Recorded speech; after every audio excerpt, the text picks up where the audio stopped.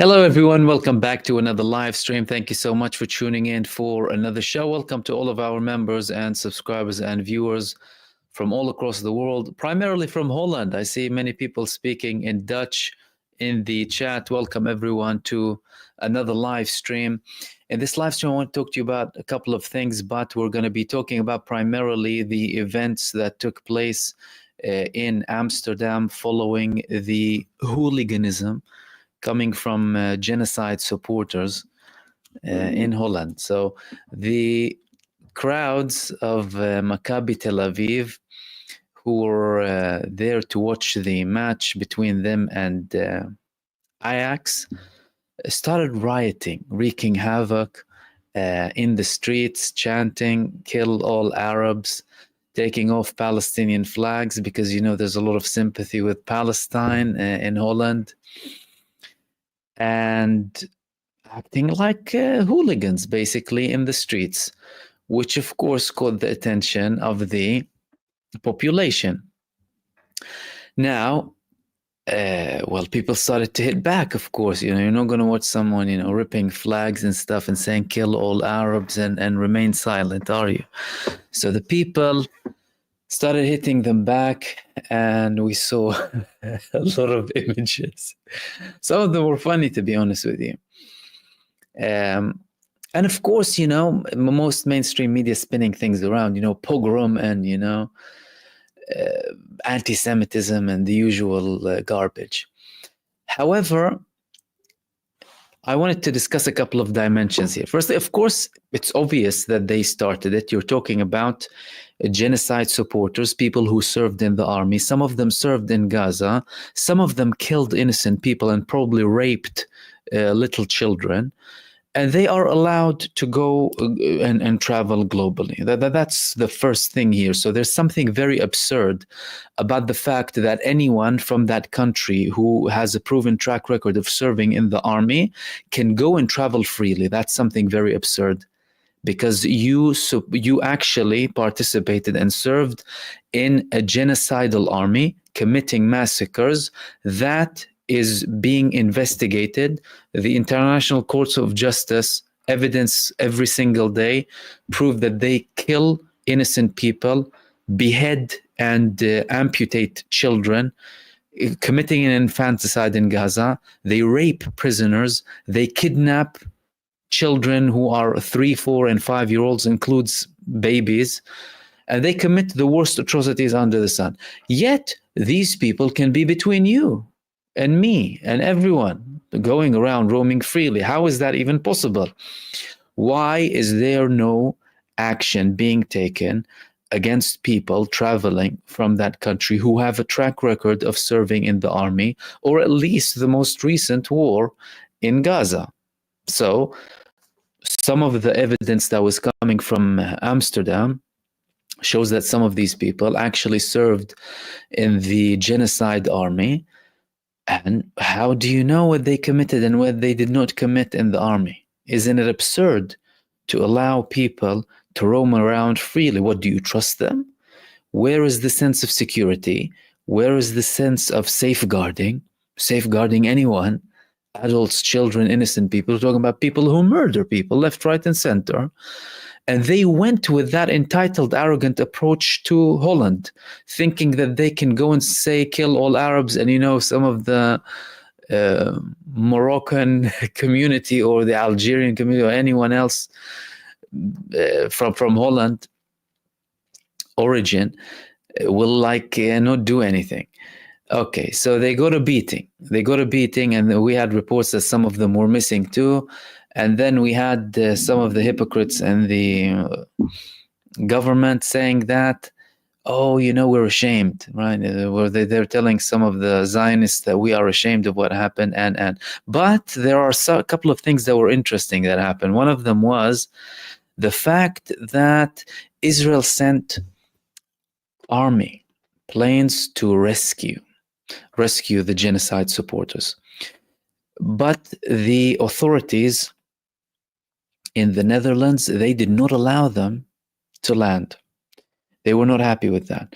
And they were criticizing the forces in Holland, like, what are you doing? And, they want, they're so hyper entitled and arrogant. They want their depraved nation to go and spew venom everywhere and terror and, be protected while being racist. They want to be a protected racist nation, a protected terrorist nation, a protected depraved nation. That doesn't work. It doesn't work. Even if you have people with you, it's not going to work. It's not going to be enforced. Like you're going against the whole of humanity. It doesn't work. And the arrogant that works in Israel, and these people are delusional, it does not work globally. They're used to having the upper hand because they have the power. They can kidnap whoever they want. They can imprison whoever they want. They are on a power trip. They're high on racism and arrogance, and they're on this massive power trip that they can do whatever with anyone. They can kidnap anyone who opposes them, imprison them, shove them in prison, kill people, whatever it is. They act like, they can do everything because they have, of course, arms. They are armed and they have a lot of material, of course, lethal weapons. And of course, the people against them, innocent people who have nothing. So they bully them with their depravity and their racism. And they think they can copy this attitude globally. Delusional. So when it comes to the event itself, nothing is surprising there. A depraved, psychopathic nation sending murderers and criminals abroad, and they are spewing their ugly inside, what's inside them, to the world. We're ugly, we're disgusting, we're hideous, we're the lowest scum of the earth, and they think they can get away with it and take flags down and attack people violently. And of course, they receive the natural response. They go to beating. Simple. So there's nothing like significant in the whole event. So from my perspective, it's like action and response, natural response. It doesn't take a lot. You get attacked, you defend yourself. Simple. Now, the bigger problem is, and that's why I had the title as "Who's the Culprit?" And the culprits are the people who allow that to happen. So the authorities. Don't forget, the majority of the Western countries, they had a full embargo on Russia after the war started in Ukraine. No Russian media. They lifted the ban of hate speech against Russian people. Not like Putin and the government no, Russian people. Russophobia. They started to publish Russophobia and spread Russophobia. Meta and what have you.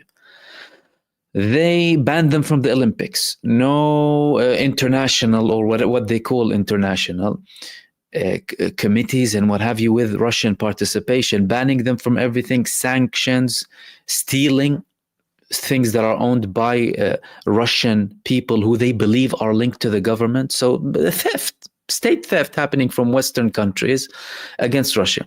Yet this little genocidal satanic death cult gets away with war crimes for over a year, and their depraved nation is able to fly everywhere and, go to football matches. No banning from FIFA, no banning from the Olympics, no actual calls for boycott. No, as a matter of fact, they're trying to shut down the other side. What hypocrites? What the hell is wrong with you? These people are committing crimes. They rape people. They slaughter infants. Do you not realize what's happening with the world? So who's responsible? It's the authorities that allow these people freedom of movement whilst being war criminals. They are the ones to blame. They don't ban them from international sports events. They don't ban them from FIFA. They don't ban them from the Olympics. They don't boycott them. They don't completely divest from them. They don't impose sanctions. And they allow people with a track record of serving in a genocidal army to travel everywhere freely. How is that even possible? How is it possible for any country across the whole world to allow anyone who served in the IDF, a genocide terrorist army, the most terrorist army across the whole world, committing massacres in Palestine, in Lebanon, across the whole world? How can you allow any of them to travel like that? Without due diligence, without investigation, without checking their record. Show me where you served. Were you involved in what happened now in Gaza? In that case, welcome, but to prison. If you want to visit our country, come, you'll be in prison for war crimes. And we'll send all of the documents that we have to the ICJ. What the hell is wrong with this world? Do you trust your children with them? Do you trust your children to be playing somewhere with someone serving in that genocidal army, probably raping little children and going next to them? What the hell is wrong with this world? These are the culprits. The people in charge, they're the culprits. The presidents, the authorities, the force, all of them are in charge. Why? Because you allowed these people to come. And of course, in general, when we talk about generally, you can have violence from crowds all across the world, like hooliganism or what have you comes from. That happened. But these people are coming from a state committing a genocide now. What the hell is wrong with you? They're committing a genocide. Some of them probably served and with a proven record of serving in this genocide terrorist army, allowed to go in and spew venom. Kill all Arabs. The IDF is going to kill all of the Arabs. Death to all of them. They didn't even have a minute's silence for some of the victims in Spain. Continued to chant. They always like to show their depravity to the whole world shamelessly. Arrogant, so arrogant and so shameless. And then they go and cry. They cry afterwards. Oh no, they attacked us and they're anti-Semites and the whole world hates us. Do you think you can maybe provide a better example to the world, perhaps, so that maybe you can be accepted, right? It's way past that. The people responsible are the authorities that allow these people to go, the people who don't ban them from event, the people who don't impose sanctions and still recognize a genocidal entity. All of these things should be corrected, and then you'd start to have things being solved, because now this entity still believes that it's legitimate. You still have countries legitimizing it. Anything they say in favor of the Palestinian side is only lip service, nothing more. They don't genuinely even believe it. They would have wished that Israel committed everything and no one raised an eyebrow or documented anything. They would love that, the supporters of Israel. The problem is we're living in a day and age where a genocide is being live streamed by the victims. That's what's happening now. So you can't hide it. You can kill 160 journalists in Gaza, claim whatever you want to claim against them. The people will continue to show what's exactly happening. As a matter of fact, you show us exactly what's happening. Your soldiers from Gaza, they show us exactly what they're doing. And that was the main thing. That was the first thing, actually, that I wanted to talk to you about. This problem and who are the people who are responsible. The people responsible are the people who enable this nation of terror from roaming around freely. The people serving in this criminal army from roaming around freely when they should be followed and hunted down like criminals, like the criminals that they are. These are war criminals committing massacres who should be hunted down like the criminals they are, not welcomed and being treated as if they are somehow normal, peaceful citizens of the world. That's the first thing that I wanted to talk to you about. The second thing that I want to talk to you about is a statement coming from the IRGC commander, Hussein Salami. We discussed the potential of the Iranian response previously multiple times, and we saw the development of the tone when it comes to Iran and the response on Israel. And now we have more statements coming out from Iran. This statement came from Hussein Salami, who said Israel is using all of its capabilities to attack us and conduct actions against us. And now we have reports that they actually locked onto their air defense systems the F-35s that were used to attack Iran. And he said that we only targeted Israel with limited capabilities, not with all of our capabilities. So Israel is using all of its force to try and attack us, but we haven't used all of our force to attack them yet. This is another signal coming from the IRGC that what's coming is bigger than what we saw previously, and that has been confirmed because of the pattern that we saw from Iran. We saw a pattern from Iran, and we are expecting something far bigger to happen. Next subject that I want to talk to you about, also related to Iran, but this time it's coming from the United States. Who spread it from the United States? I'm not entirely sure, but the Office of Public Affairs from the US Department for Justice published this. Now, across mainstream media, the headlines are, Iran is trying to assassinate Trump. Iran is trying to assassinate Trump. Iran is trying to assassinate Trump. We saw the attempted assassinations against Trump, and we saw who the people were. Had nothing to do with Iran. But somehow they have to bring Iran in the mix. They said the Justice Department announces murder for hire and related charges against IRGC asset and 2 local operatives. IRGC asset, you know, these shiny terms.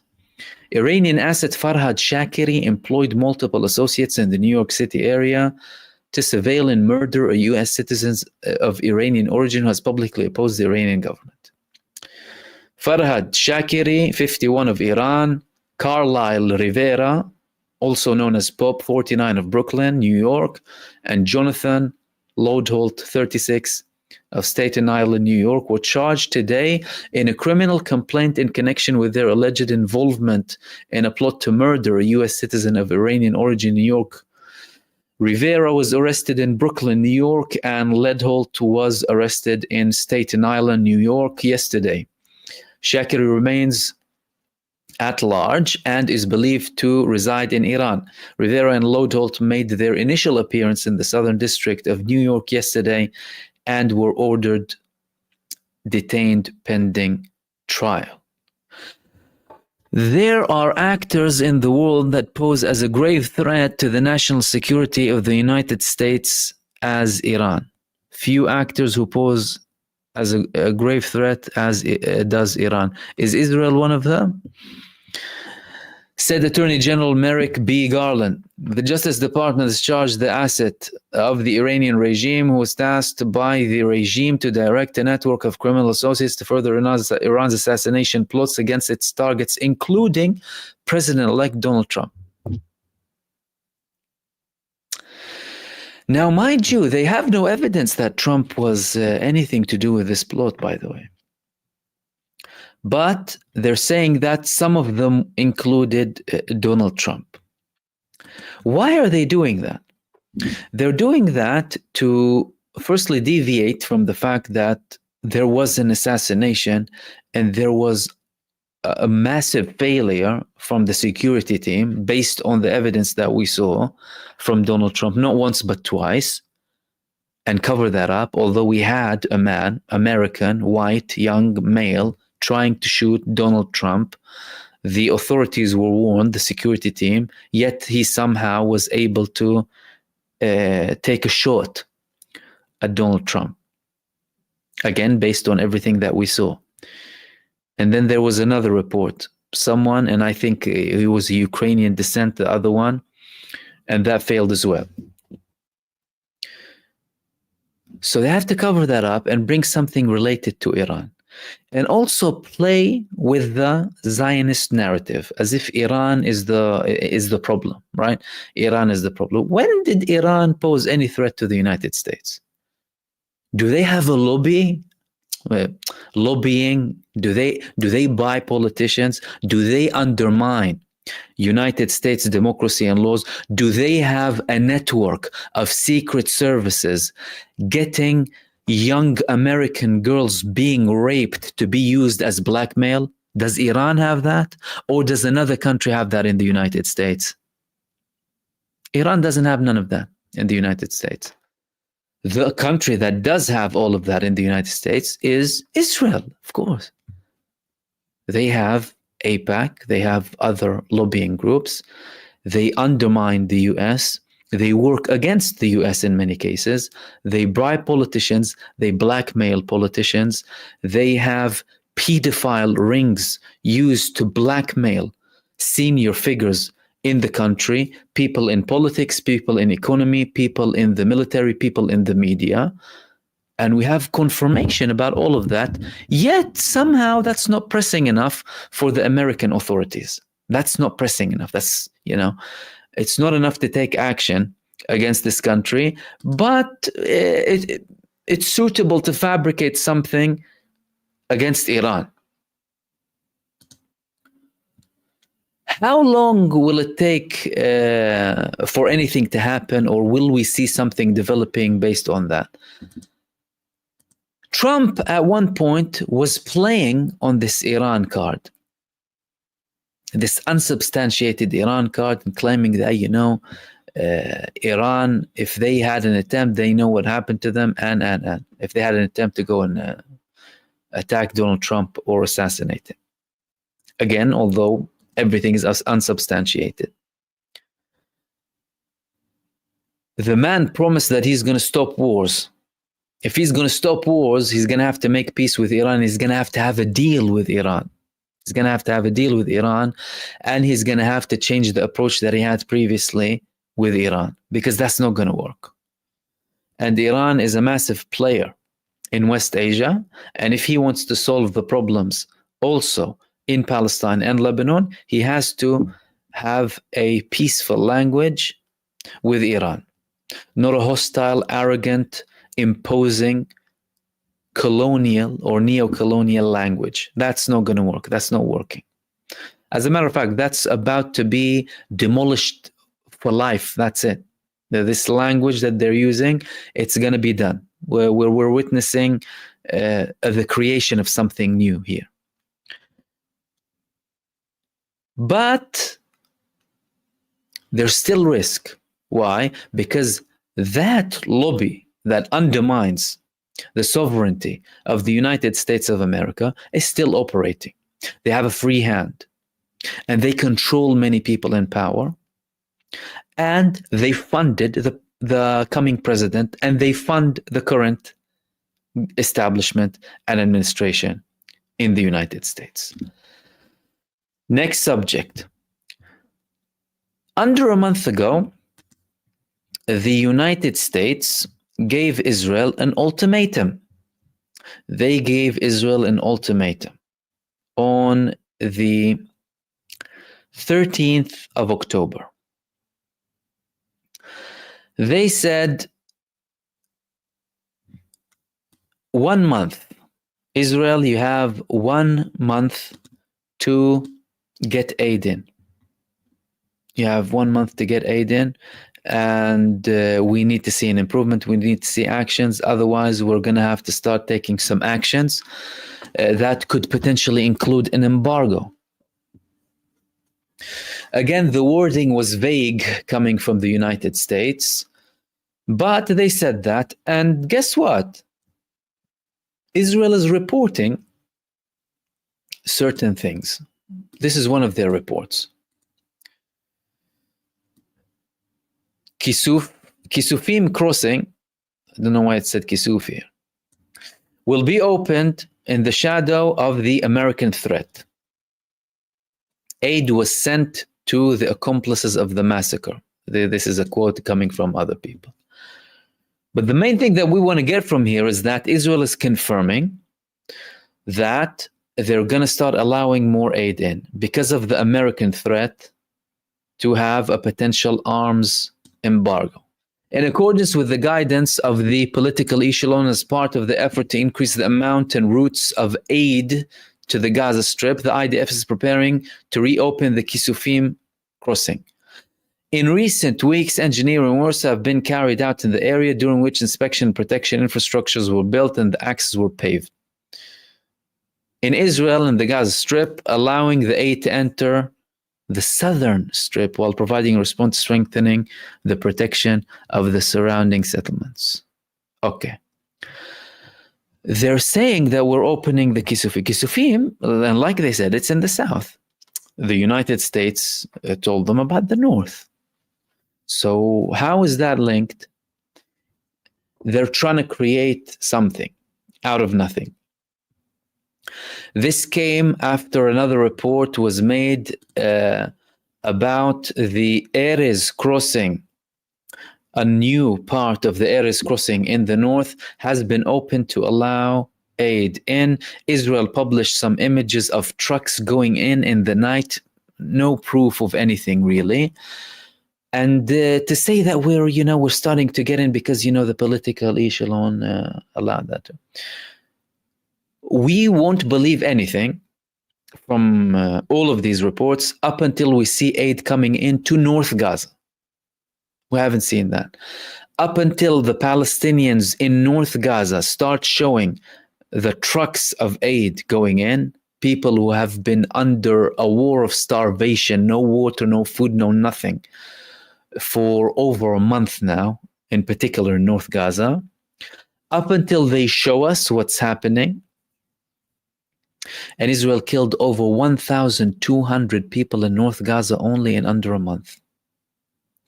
Forcing people out, destroying bodies in the streets, targeting the hospitals, killing the hospital manager's son just to put pressure on him, beyond imagination. And we're getting reports from the people. There were several reports about statements coming from the Palestinians, one of the thousands of Palestinians who was used as human shields and kidnapped from his family, stripped completely, blindfolded, handcuffs for a week without food, no water, no nothing, and then used as a human shield, with Israel sending him with packs of plastic to certain things that they believe are tunnel openings, or walking in front of a tank for 2 days, up until he was like, I can't tolerate this, can't take this anymore. Then they knocked him out and threw him in a destroyed building, and he woke up not realizing where he was. And they lied to him and killed members of his family, and he was seeing burnt bodies on the road. I'm telling you, horror movies, horror movie stuff. Then, after we see, and that's if we see anything coming to the northern part of Gaza, we would start to say that Israel indeed submitted to the pressure of the United States. But so far, they're publishing this information. They're publishing all of this information to show that we're working. Or if they haven't done anything yet, or if they're not planning to do anything now, to justify in the public opinion of Israel that we are potentially about to do that. So don't be too upset. People who would like to eliminate everyone in Gaza, we might have to feed them a little bit. So up until we have that, we are not going to believe them.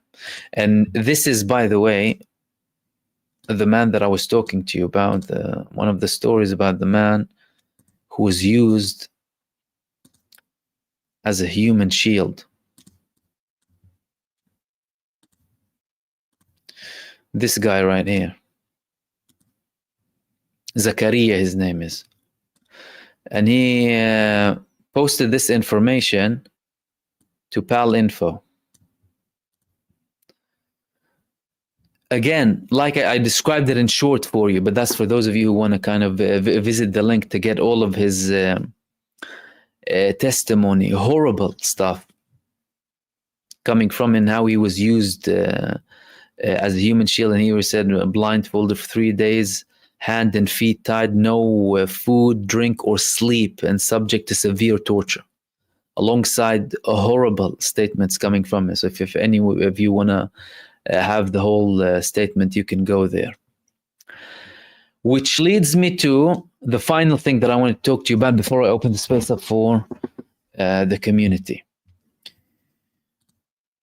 After Benjamin Netanyahu sacked Yoav Gallant, he made, of course, more enemies, or he made the already existing enemies, and there are many of them, more hostile towards him. So before, several months back, we had the Supreme Court in Israel taking down almost any prospect of a judicial reform. Now, that's something that Benjamin Netanyahu can challenge at one point, but they made life a bit more difficult for him. But now, what do we have?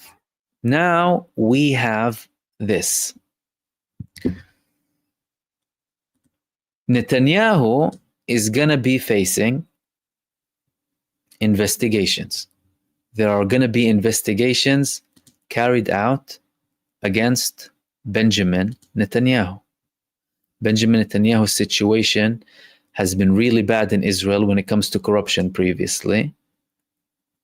And now it appears that he's going to be facing more problems. So we had a report in the Israeli newspaper Ma'ariv, and for some reason I'm not able to share that link with you, but saying that Netanyahu is gonna be investigated. The one of the senior figures in the judicial system in Israel, Gali Baharav Miara, she authorized the investigations. She said the relevant bodies can conduct investigations against Benjamin Netanyahu in relation to the security matters in the office of Benjamin Netanyahu. In relation to the security matters with Benjamin Netanyahu. Why is she doing this now? And what are we anticipated to see after this? She's doing this now because the man, let me see if I can share it now, just 1 second. The man who Netanyahu sacked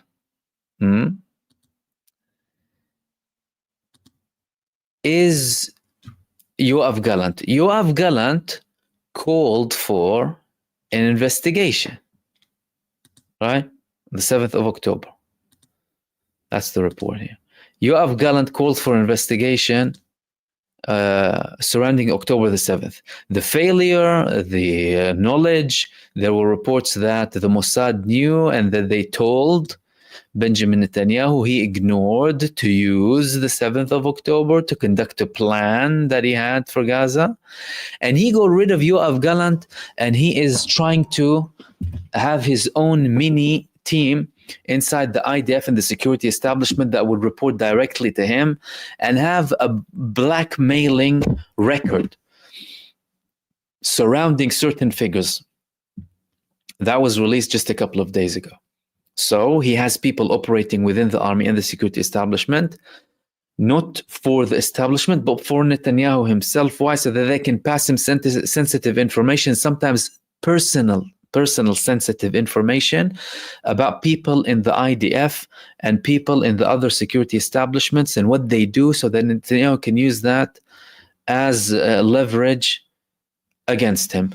So this is the countermeasure that is being taken. The legal advisor to the government, Gali Baharav Miara, authorized the investigative authorities to take investigative actions also in connection with Prime Minister Benjamin Netanyahu. And again, they're talking about the fact that the approval was given as part of the investigation of security leaks in the Prime Minister's office. Many people inside of Israel believe that these leaks have been done by Netanyahu himself. Why? Because they serve his purpose. They show Sinwar, or they claim that, because they could be fabricated leaks. Not every leak is a genuine leak. They say that Sinwar was benefiting from the families of the Israeli prisoners of war, and he is using the Israeli public for his own benefit. Right? And why did he release that? To show more support or get more support to the campaign that he is conducting himself when many people oppose it. So he wants to show the Israeli people that, look, it's not good to have a ceasefire. This is what Sinwar wants, is using you, and we should actually continue. Don't be too naive. Now, because of the leaks, and we already have arrests, this woman authorized, the legal advisor to the government, she approved the investigations on Benjamin Netanyahu. The requirement for the ombudsman's approval to investigate suspicious actions against the prime minister originates in section 17 of the basic government law, which stipulates that no criminal investigation shall be opened against the prime minister except with the consent of the attorney general. According to the law, if the investigation develops in a way that links the prime minister's security affairs, the investigators must stop the investigation until permission to continue is received by the legal advisor to the government. After the decision of the ombudsman to give the permission, the investigators may take in investigative actions against the prime minister himself. On behalf of the legal advisor to the government, the police and the Shin Bet refused to officially comment on the publication. As a reminder, investigations are currently underway into two security affairs related to the Prime Minister's office. The first is an affair of suspicion of leaking classified documents, and the second is an affair of suspicion of an attempt to make changes in the protocols from the beginning of the war. On Sunday, the Rishon LeZion Magistrates Court approved the publishing the following paraphrase regarding the classified documents case. The investigation began after a significant suspicion was formed in the Shin Bet and the IDF, also in the face of a media publication according to which classified and sensitive intelligence information was taken from the IDF systems and issued illegally. And there was fear of a serious harm to the security of the state and a risk to sources of information. Because of this, there could have been damage to the ability of the security agencies to achieve the goal of releasing the abductees. Again, the man is trying to hinder everything, even the releasing, or primarily the releasing of the Israeli prisoners of war. The court also allowed the publication of the case of changing the protocols in which a suspicion was investigated that an attempt was made to make changes to the protocols at the beginning of the war.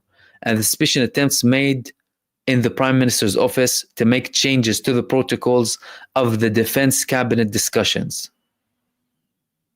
Also, attempts were made to change the transcripts of telephone conversations that took place between the decision makers, including Prime Minister Benjamin Netanyahu. So the man is trying to play the whole system to his favor.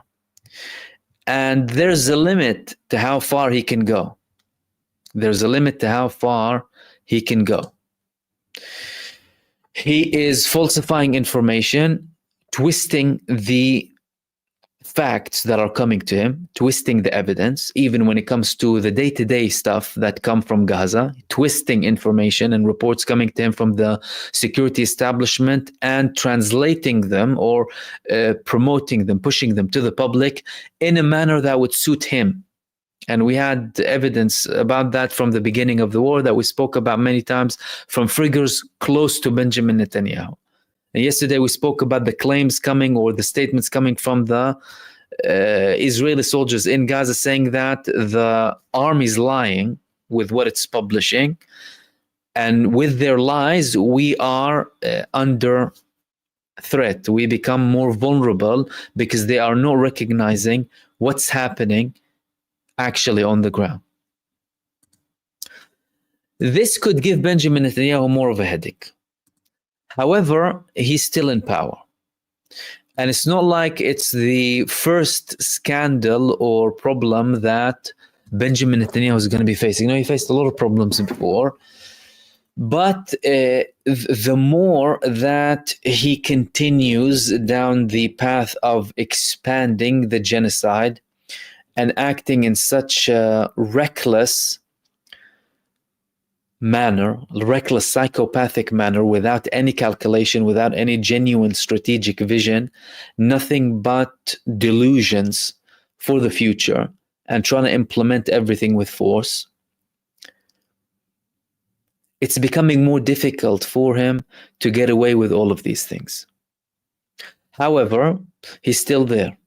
And so long as he is in his position and he's still being enabled and he's still being supported, and the genocide state is still being recognized as a state, although they crossed every line when it comes to international law, when it comes to human rights, when it comes to basic of anything, really.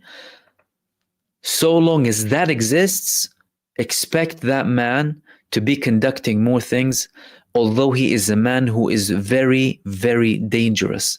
This man is a man who said, if Israel goes down, the whole world goes down. What do you mean exactly? You'll use the nuclear weapons to destroy the whole world with you? Do you understand? Western mainstream media constantly tells us about, reckless leaders across the world.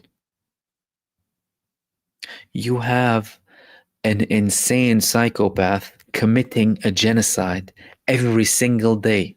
Barbarism beyond any imagination. And he's still there. And they're covering up what he's doing. And they're expecting things to somehow get resolved, And again, the only thing that we hear from the traditional Western establishment is that we're concerned. We're concerned. We call on Israel to respect international law. We hope that they try and reach a ceasefire deal. We urging being concerned, and I'm not going to say more stuff. Don't change anything. What is required is concrete action. Without concrete action, nothing will change. Stop throwing sand in the eyes of the people. Stop selling delusions and lies and propaganda to the people. The only way to stop this maniac is to strip his state of any legitimacy and take any action necessary to take his regime down and replace it with a democratic entity that has respect for international law. And these were the main things that I want to share with you in this live stream. Let me open the space up for all of you guys. Thank you so much again for tuning in for another show. And let's go to your questions. I'll try and get as many as possible. We might have a bit more time tonight. Okay. In the beginning, Anwar and Studio Rainer and Paul Gara, and then it continues. Cameron Mirza as well, and Bob Marston, and Napweed, and Preston Ferguson, and Lydia Rosato. Thank you very much for all of your supers. I'm going to start off with Anwar. Anwar, everyone in the Netherlands and throughout Europe knows that you should not look for problems with the Moroccans. No, you shouldn't. The Zionists discovered this painfully. Free Palestine, especially not the kickboxing crew in the Netherlands. Studio Rainer, the EU will do nothing about the crime. So I don't find it unlikely that immigrants and natives will target Jews. You're saying Jews have money and the EU doesn't have police. Of course, they're going to be robbed. Yeah, I mean, my only take on that is, of course, with regards to the notion of Jews, we would say that we wouldn't take it all out. I'm against that. There are many Jews who stand with us. There are many Jews who stand with human rights and are very noble and honorable people who sacrifice and take risks. So I would say those who are Zionists or support the Zionists or the genocide, of course, But when it comes to doing nothing, well, we've seen time after time that these people, it's as if they have impunity, it's as if they are above the law, right? Look at the influence that they have over Western governments, grabbing them by the...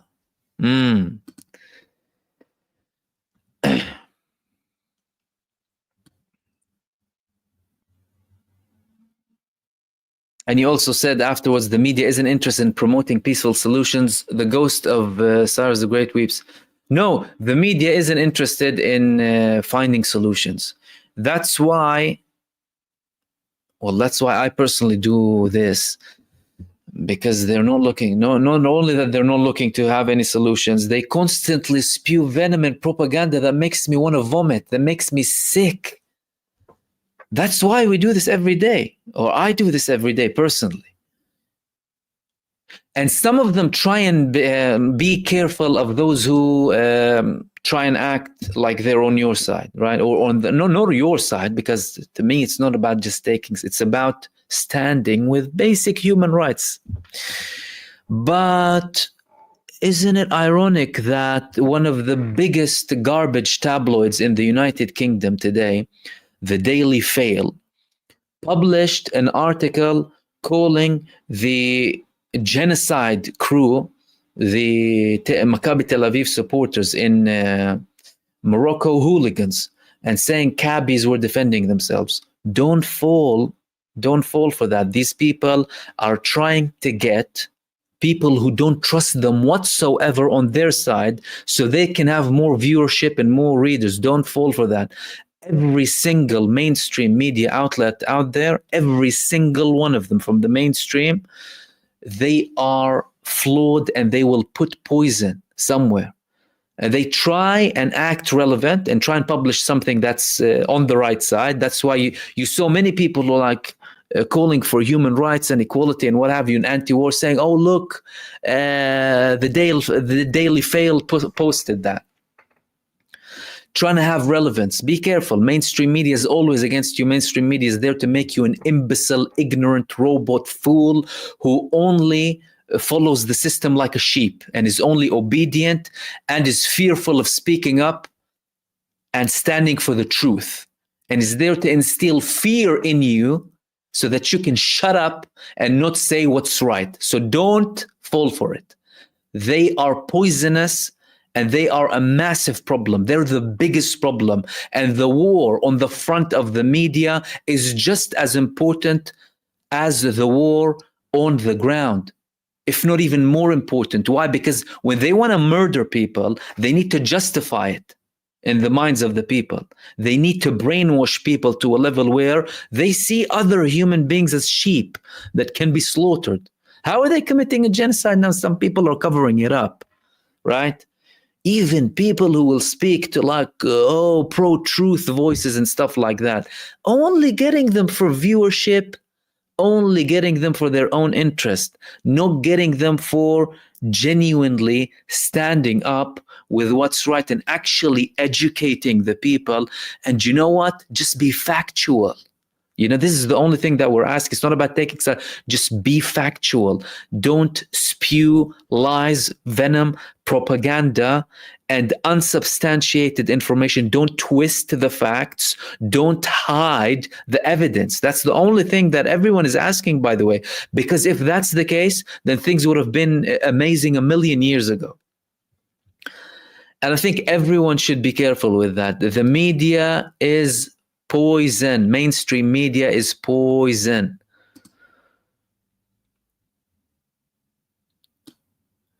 And Paul Gara, you said, I laughed at this. I'm an American. I said to MAGA, if Iran wanted Trump dead, he would be. To me, this is going to give Trump's cabinet an excuse to start a war with Iran. Warmongers inside of his cabinet. And again, he himself, Trump, he also said certain statements against Iran, having this, neighborhood bully approach. Again, he has that approach sometimes. But I don't think Iran is interested in peace and stability, right? But the only thing that they do not stand is someone imposing their will on them. No one should accept that. But Iran is not like some of the puppet regimes in the Arab world. They're not like them. No, they stand up for themselves, and they risk as well. And that's something very rare nowadays. Iran is a very rare combination nowadays.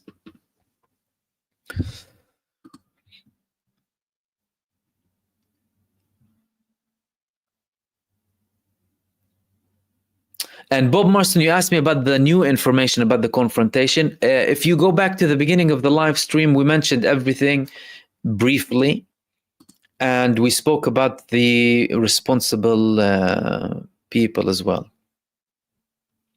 And Preston, you said, greetings, Mahmoud, from Cornmore, Colatrim, Ireland. Greetings, my friend, to you and all of our Irish viewers as well. And Lydia, you said the gate concentration camps are not being mentioned 100%. That's why the ITF shut down UNRWA. Now they plan to control everything through biometric scanning. If you deemed resistant, they will put you in a detention camp. They already have very intense, very advanced technologies to do with detection and everything. And the question is, how long will this last? Because if we reach a ceasefire, and assuming that the Palestinian side will only accept the ceasefire that would give Gaza full responsibility, not being under control or under full control of Israel, then that won't work.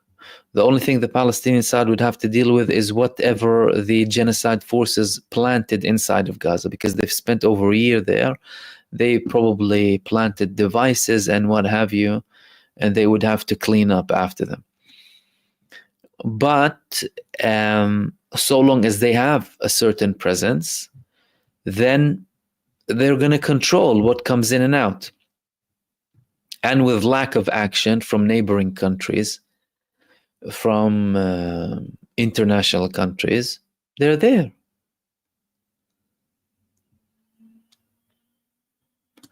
Angela Brody, Salam Mahmoud, Salam. Isn't Israel destroying itself from the inside? Dissension, e.g. alienating Orthodox Jews. They haven't fighting bone in their body that be accounted for.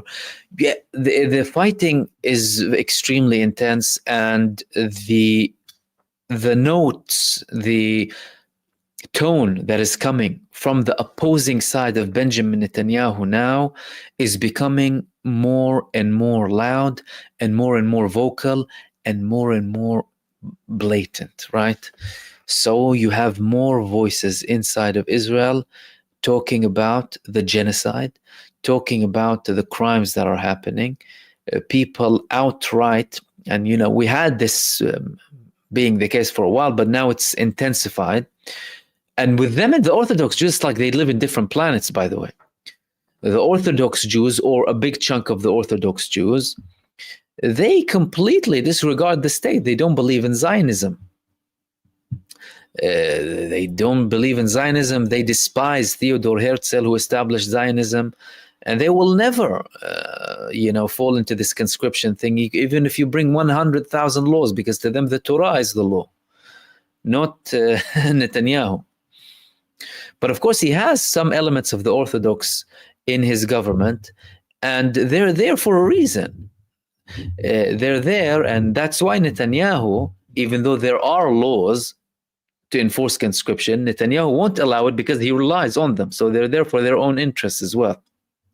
And within that community as well, you will see voices that are different too. It's not like they're all the same thing. And with regards to the cannon fodder, it's the whole nation is cannon fodder. Israel, Netanyahu is implementing the Hannibal Directive on every single Israeli individual. The Hannibal Directive, not only on the IDF, on all of Israel. The Hannibal Directive, killing everyone.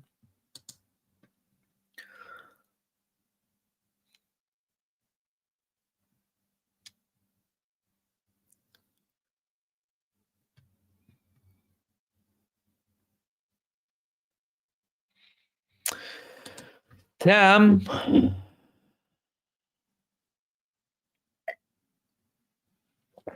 Mahmoud, have you heard anything more about the UNIFIL and Lebanese army attack? I heard that Israel conducted an attack very close to a UNIFIL base, and that the UNIFIL said that it goes against international law and UN resolutions and Resolution 1701. But we've had worse than that before. They committed massacres against the UN. They targeted every building of the UN in Gaza. They killed international aid workers. They bomb every refugee shelter in Gaza every single day with infants inside it, and bodies are across everywhere. What's like the next UN thing, and what are talks going to do? You know, it's becoming like boring with their statements. Do you know what I mean? We act, we respect it. What do you mean it was calling on a psychopath to respect international law? A psychopath is treated like a psychopath should. Section, right? Or given the needle. This is how you treat them. You don't talk to them and ask them to do something. They're narcissistic psychopaths. What's wrong with you? It baffles me sometimes, like talking to Israel as if it's something normal, or to these people who are committing the worst genocide in history as if, there's a give and take. There is no give and take with them, ya habibi. The only way they understand and prove with a proven track record of them understanding is when force was used against them. That's the only way. Because they're crying anyway. You see, they're murdering people when they're crying about the Holocaust. Do you understand? They're slaughtering Palestinians and claiming, oh my God, the Holocaust, and they hate us, and they're murdering children when they haven't done anything to them. For what some of them faced in Europe. What are you doing against Palestinians? Using this victimhood, do you understand? So it's not going to work with them. If you want something to work with them, you need to have actions that can bring results. What are actions that can bring results? You have sanctions, you strip off the legitimacy, impose a blockade, and take military action to remove the regime that is causing this problem, remove the cancer from its roots, right? You need to remove it from the core, and then instill, well, do you know what, people are asking you to put? Well, democracy, right? Human rights, all of the good stuff that you talk about, just implement them. And show us, that you're people of words and actions in Palestine, so that everyone can have equal rights. What are we asking for? Yeah, you know what I mean? It's very simple. But no, the genocide, and that's part of the problem, part of the problem is the UN. Why? Because they are buying them time. I'm sorry, but the people of Gaza don't have time for your garbage, UN. And us calling Israel, they've been suffering for over a year in being moved from one place to another 10, 12, 15 times. People without any type of family, no food, no shoes. They haven't taken a shower in God knows how long, no aid, no nothing. They don't have time for your garbage talk. They need solutions. They are human beings that deserve equal rights, and they need immediate solutions with urgency. And talking and being concerned, right, and urging them to do so won't do anything. So they surprise me, these people. I mean, to this day, talking, ba, ba, ba, ba, ba, ba, ba, not doing anything. Do you understand? You need concrete measures to solve the problem once and for all. And the solving of the problem is extremely easy. Just implementing equality. Simple. When you have equality between the Jordan River to the sea, done. Enforced, though, right? Enforced with laws, with everything.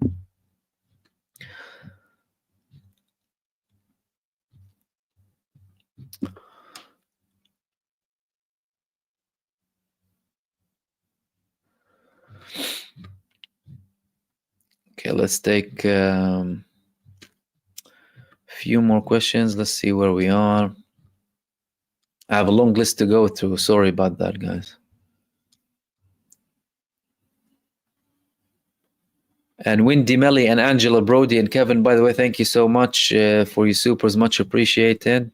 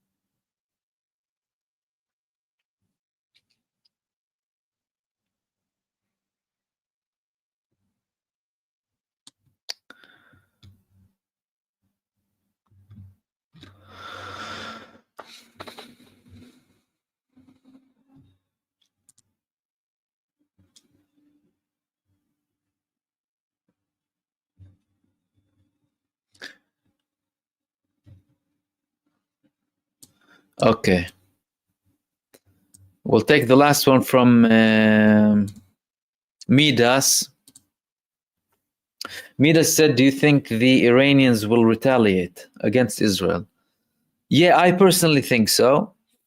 And I think so for various reasons. I think so because Iran already attacked twice, and because Iran, with their first ever historic attack on Israel in April, went against all odds, including my personal thinking. I didn't think that Iran would target Israel directly, but they attacked them. Iran proved that they are brave. Iran is the state of the resistance, right? A resistance state, you can call it, right? And that's something very unique nowadays. They smacked Israel twice, and they'll smack them for the third time.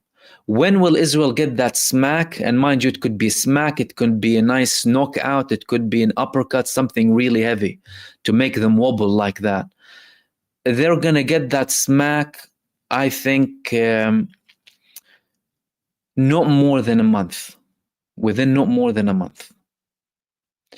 If something happens and we have a very serious development, we might have a lighter smack, to teach them a lesson. But because there might be something, a sort of a solution, it might not be really hard. So that's my opinion. I think they will respond. I think it's likely to be within a month.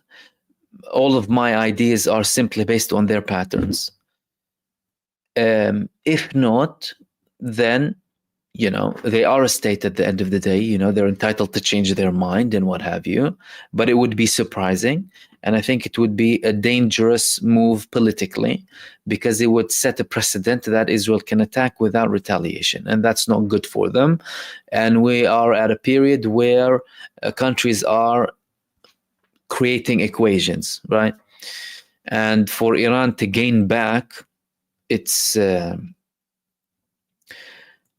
upper ground when it comes to the invasion, the equation, they need to attack Israel, and I think they will. And I think many people in Israel are shaking in fear of this retaliation.